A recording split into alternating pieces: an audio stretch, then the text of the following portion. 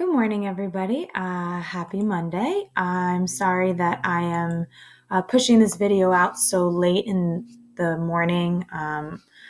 It's Monday. Sorry about it. So hopefully you guys are doing okay. I hope you had a good Easter. So today, what this video is about is we are going to be going over the first day of our new unit, which is going to be on Transcendentalism. Like I said in the previous video, it's one of my favorite units of the year. Usually when we're in school, we do a lot of fun activities, but I still have some cool stuff planned for us this year. So follow along as I go through this video and this PowerPoint. So right now on your screen, you can see that I have the assignment for today. You have a PowerPoint document and you have your notes. So if you haven't already, please open up that document. It looks like so. And you are going to you can print this if you want, type it, turn it in. Either way, it needs to be submitted by Thursday. And follow along with me as I'm going to lecture basically like we would in class through this PowerPoint today. So give me a second. Alrighty.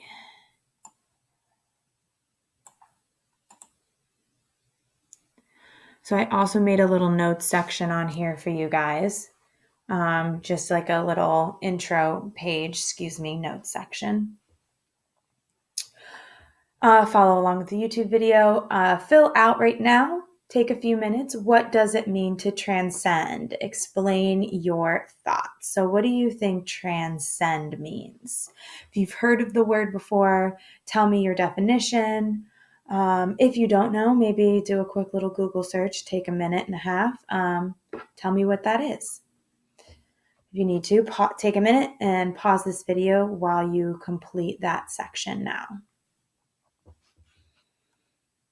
All right, if you are back from pausing the video for your little quick write, the next part we're going to talk about is actually like, what is Transcendentalism? What does it even mean? So Transcendentalism is basically the thinking that there is an ideal spiritual state which transcends the physical and empirical. It's a loose collection of eclectic ideas about literature, philosophy, religion, social reform, and the general state of American culture. Transcendentalism had different meanings for each person involved. So this was a movement that was created in the 1800s by a group of people that looked around at their society and how it was kind of shaping itself. And they were like, this is not how I want to live my life. We want to create a better world for our society. And they kind of came from here and they created Transcendentalism. So where did it come from? So Ralph Waldo Emerson gave German philosopher Immanuel Kant credit for popularizing the term Transcendentalism, and it began as a reform movement in the Unitarian Church. However, it's not a religion. More accurately, it is a philosophy or form of spirituality. Like I said earlier, it was centered around Boston and Concord, Massachusetts in the mid-1800s. So Ralph Waldo Emerson is considered like the father or the grandfather of Transcendentalism, and he first expressed his philosophy of this in his essay called Nature. So if you're working in your notes right now, you should be filling in the blanks for certain sections. All right, next slide. And again, guys, if you need to take a minute, please feel free to pause this video so you can be filling in this information.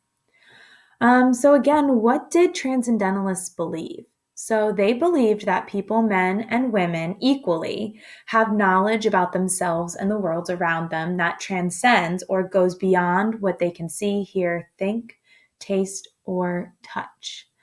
So they're really all about like taking themselves, the things that we see around each other, that we can touch, that we hear, smell, and going a step further with that and understanding that those things have meaning.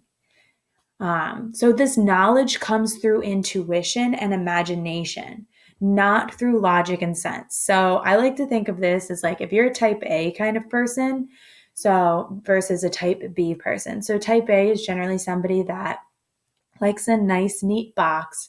It's perfectly even on all sides.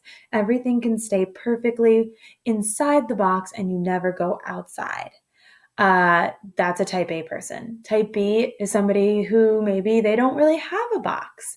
Maybe they have a circle or a squoval, or their imagination kind of goes wherever they choose. So it comes through intuition, what you feel in your gut, what your intuition tells you to do. A lot of times that's where they believe your knowledge came from. It didn't come through that logic. It didn't come through your sense. It was all about thinking outside the box for transcendentalism. So that's like one of the things that I love so much about it, is that there's so many different meanings and explanations to transcendentalism, because it's all about taking the things that we know and then taking it a step further and looking at the meaning behind those things. It's pretty cool. I like it a lot. Okay, so now we have, what happened here? Here we go. Sorry, we just spoke about that. So now there are the 5 basic tenets of transcendentalism. The first one is individualism. Then there's self-reliance, connection to nature, dislike of materialism, and nonconformity. So if you decide to take any of this a little bit further and you conduct a little bit of research, you will find that there are more tenets, but these are the 5 that I found are kind of studied the most, make the most sense, especially at the high school level. And those are obviously the ones that we're going to be focusing on in class. So what are these 5 tenets? I will also in the future be calling them basic beliefs. So you can call them basic tenets or basic beliefs. So the first basic tenet is individualism. And in your notes section, anytime you see something bolded and underlined, you need to write that in your notes. So an individual is the spiritual center of the universe. And in an individual, it can be found a clue to nature, history, and ultimately the cosmos itself. So the thing that I like to think about this is it's all about like you. You are like that center of the universe. And you are the person that is going to be able to find the clues to nature, history, the universe. Like you have to want to take yourself out of just yourself and who you are and like analyze, what is your place within society, within nature, within the universe. So it's really all about, how are you reflected in everything that you do. So like I said earlier, Transcendentalism kind of was founded within the Unitarian. Hold on one second.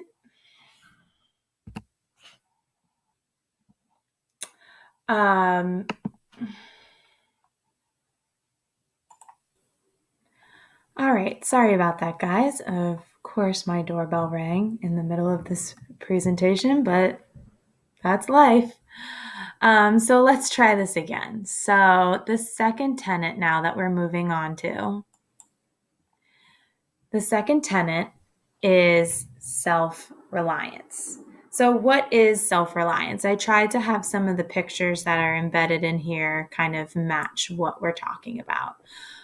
So self-reliance is our intuition and natural instincts that guide us to do the right thing.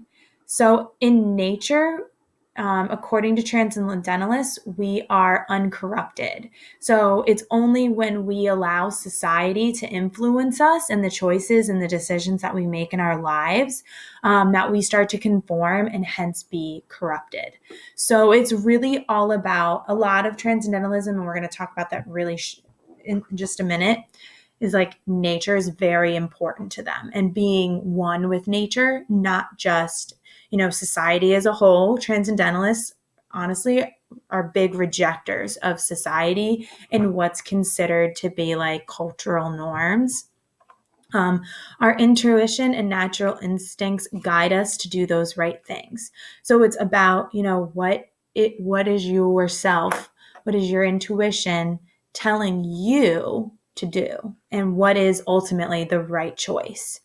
So again, and being one with nature, relying on yourself in nature is really, really important to transcendentalists. So the third tenet is connection to nature. So transcendentalists accept that concept of nature as a living mystery. It's full of signs, and nature is super symbolic to transcendentalists. Ultimately, and I'll say this a couple of times throughout the unit, transcendentalists, nature equals God in a lot of ways to them. Like, it's very important. They get a lot of value and symbolism, like I said earlier, from nature. So it's all about like being one with nature and like seeing what nature can do for you and being a better version of yourself in nature. And I know that sounds like a really weird concept. If you've ever been on a hike, what is that feeling that you feel when you get to escape LA? I actually find this to be, obviously minus the whole pandemic thing, but the fact that right now we're seeing, if you've been reading any news articles or watching the news, they're talking a lot about how since, human contact has kind of been contained indoors and people have these stay-at-home measures, nature is starting to kind of show itself more in all over the US and the world right now because of this. If you saw the article about the swans in Venice and the water is clearer. There were coyotes on the Golden Gate Bridge. I just saw an article on my phone earlier that the bear population in Yosemite has tripled in the last 5 weeks because of the amount or the lack of humans in our society right now, how everything is going. Nature is able to kind of do its thing that it hasn't been able to do in so long. Transcendentalists would totally be loving this opportunity right now. Obviously we can't really get out into nature too much at the moment, but hopefully when they lift these social distance measures, if you've had that opportunity to be outside, think about going on a hike. What is that feeling that you get when you're on a hike? For me, I love when I get to get out of my apartment and go into the mountains. I was on a really awesome hike earlier this year in Pasadena, and it was incredible. It took us a couple of hours, but it felt like the only people on the hike, and it was just really cool to kind of feel like one with nature and yourself. And that's basically what transcendentalism is about. Taking the bare bones of you and who you are within nature, and then what is it doing for you? How can you be a better person because of it? So that is nature. Sorry that was long-winded, but it was really important that you guys understand why nature is such a big deal for transcendentalists. The next tenet is dislike of materialism. So this may not come as a shock to you after the things that I've been talking about, but transcendentalists don't like materialism. They don't like people who are materialistic. So if you find value with having items, having things, having the best of everything, this picture that I have linked here, I think is a really good example of that. They would freak out at Black Friday shopping. Like, that would be the last thing that they would want to do. Because for them, striving for material goods is worthless and an unhealthy pursuit, and it's totally superficial. So for them, money is evil because it causes us to place artificial and false value on objects and people. So for them, they don't want to have a lot of money. They don't strive to have the best Lamborghinis or the best cars. They don't strive to have a mansion in Beverly Hills, or that's not them. Living simply, being close to nature, and and having a full understanding of yourself, that is what transcendentalists strive for.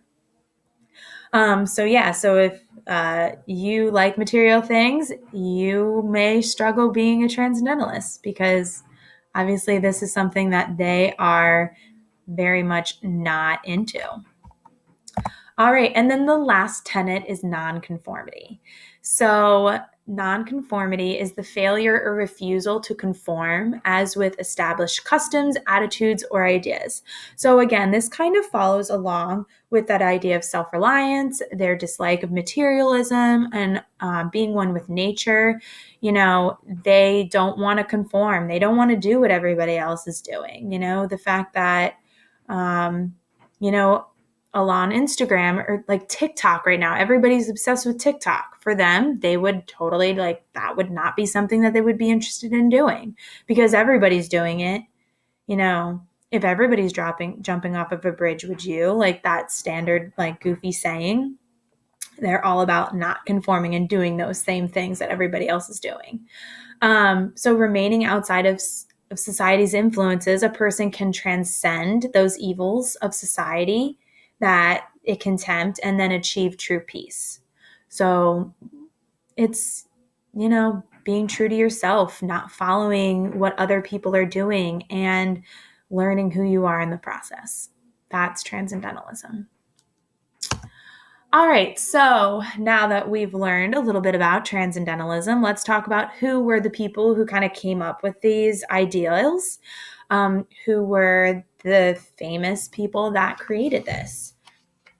And they are Ralph Waldo Emerson, Henry David Thoreau, Amos Bronson Alcott, Margaret Fuller, and Ellery Channing. So, and just like I've done before, these are bolded on here. They're not underlined. Underlined. So just be following along with your notes, filling this information in. So Ralph Waldo Emerson, he was born in 1803, died in 1882. He was a Unitarian minister, poet, and essayist, and he founded the Transcendental Club. He was a popular lecturer, so that meant he liked to get up and, give speeches. He was actually banned from Harvard for 40 years following a divinity school address that he gave, because it was very much not what Harvard wanted to hear. And he was a supporter of abolitionism. So that meant that he was a supporter of freeing the slaves, which at this time, as you can see, slavery was still around for a majority of his life, that he had some pretty radical thoughts. So then we have Henry David Thoreau. So he was born in 1817 and died in 1862. He was a school teacher, essayist, and poet. He was most famous for the essays Walden and Civil Disobedience. We are not going to be reading Civil Disobedience this year, but basically it was all about if you're going to go against the government, you need to do it properly, and this is the way that you do it. So it's really interesting if you want to be a big nerd like me and read more about Transcendentalism. Civil Disobedience is awesome. Walden is about this area. He went out into the woods in Maine for a couple of years, and he lived around this pond and just wrote about living in nature and being one with it. And he was a total hippie. Basically, transcendentalists are they were hippies before it was cool. He also influenced the environmental movement and was also a supporter of abolitionism. Amos Bronson Alcott was born in 1799 and died in 1888. So he was super old, which is very unusual for this time period. He was also a teacher. So if you notice, a lot of these guys are teachers and writers. He was a founder of the Temple School and Fruitlands. He was a person who introduced art, music, PE, nature study, and field trips, and he banished corporal punishment in his school. So corporal punishment is when you can hit students. So he had some really progressive thinking, way ahead of his time period. You may not know this, but corporal punishment is not banned in all 50 states. So certain states in the United States still allow teachers to physically punish students in school. Alabama. And so he had like some really progressive thinking, and he was one of the people who really introduced how school is today. And fun fact, he is the father of novelist Louisa May Alcott, who wrote Little Women. So our first female transcendentalist, Margaret Fuller, she was born in 1810 and died in 1850, so she was not very old, unfortunately, when she passed away. She was a journalist, critic, and women's rights activist. And she was the first editor of The Dial, which was a transcendental journal, or like a newspaper. She was the first female journalist to work on a major newspaper. So she actually worked in the New York Tribune. And she also taught at Alcott's Temple School. So she was a teacher as well. So a lot of teachers. And then our last person is Ellery Channing. So he was born in 1818 and died in 1901. He was a poet and a close friend of Henry David Thoreau. He published the first biography of Thoreau in 1873. And so he was also somebody who was a big transcendentalist and thought a lot about this information.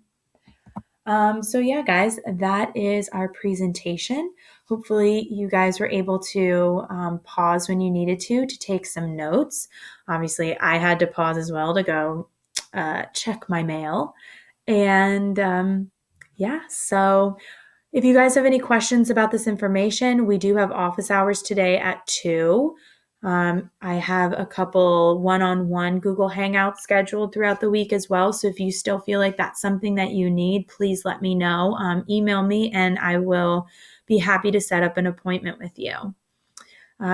So these notes are due Thursday. So you guys have a lot of time to work on it, but you do have your rough drafts due on Wednesday, your final drafts due on Wednesday, and you have something due tomorrow as well, which I will be posting shortly. All right, that's it. Have a great rest of your day, guys. See ya.